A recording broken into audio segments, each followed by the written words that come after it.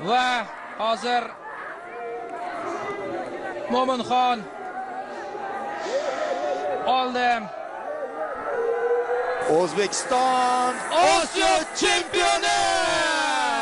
Do'stlar, birga ko'rdik. Muborak bo'lsin barchangizga.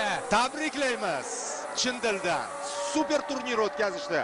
Bir nafasda birinchi turdan finalgacha yetib borishdi va finalda hamma yoqni portlatib tashlashdi emotsiyalar bilan.